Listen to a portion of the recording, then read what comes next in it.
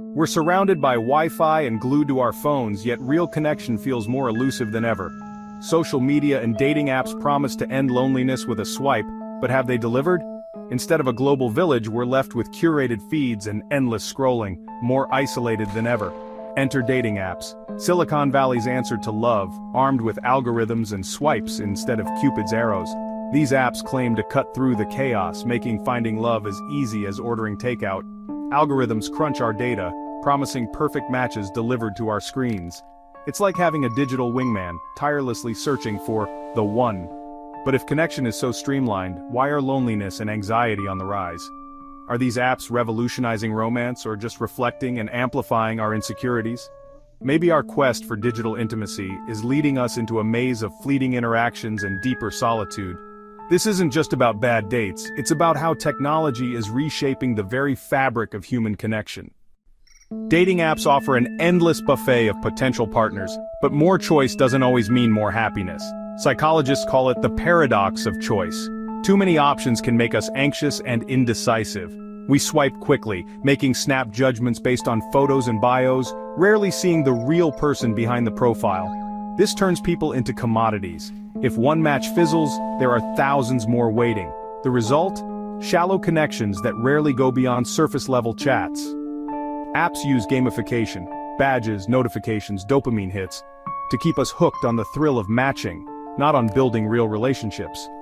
Love becomes a numbers game, focused on quantity over quality. The promise is deep connection, but the reality is often a string of uninspired conversations and digital pen pals. It's like having 1,000 Facebook friends but no one to call when you need help. The gap between the promise of intimacy and the reality of endless swiping is where loneliness takes root. We're left craving something real in a world of superficial options. Swipe culture is like speed dating on steroids, quick, impulsive, and often mindless. We reduce complex people to a single gesture, prioritizing instant attraction over genuine connection. Apps are designed for rapid-fire decisions, training us to move on at the slightest imperfection. Why invest in one person when another option is just a swipe away? This culture of instant gratification makes us impatient, expecting sparks to fly immediately or we move on.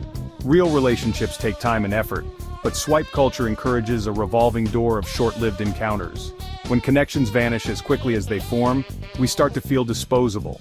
Self-esteem takes a hit when rejection is just a swipe away. We become just another face in the endless scroll, craving uniqueness but feeling interchangeable. Instead of fostering vulnerability, swipe culture breeds insecurity. Dating apps can turn the search for love into an emotional roller coaster. Hopeful matches often lead to silence or ghosting, leaving us confused and rejected. The cycle of highs and lows is exhausting. Swipe fatigue is real. We invest time and energy, but genuine connection is rare. Burnout sets in, making us want to quit the apps altogether. Despite hundreds of matches, loneliness persists. More connections, less fulfillment. It's like being at a noisy party where no one's really listening. Superficial interactions fail to satisfy our need for real connection, sometimes making loneliness worse. Constant judgment and rejection chip away at our self-worth. The pressure to be perfect online makes it even harder to be authentic and vulnerable. The very things real love requires. Don't just take my word for it. Real users share stories of frustration and loneliness on forums and social media. Many describe years of swiping, countless matches, and only a handful of awkward dates, feeling more invisible than ever. Ghosting and emotional detachment are common themes, making people hesitant to try again. These stories echo a widespread disillusionment with digital dating. The numbers back it up. Studies show regular dating app users report higher levels of depression and social anxiety. The very tools meant to connect us can leave us feeling worse about ourselves.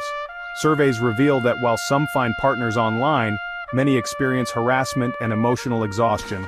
Relationships formed on apps often face unique challenges compared to those started offline. High churn rates and cycles of deleting and reinstalling apps point to a fundamental mismatch between what users want and what apps deliver.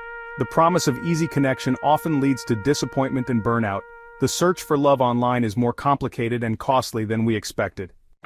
Strip away the swipes and algorithms, and what are we really searching for? Genuine connection. We want to be seen and valued for who we are, not just as another profile.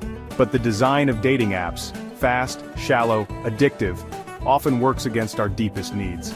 These platforms offer endless options, but the connections often feel a mile wide and an inch deep. Maybe it's time to reflect. Are we using these tools with intention, or just chasing the next dopamine hit?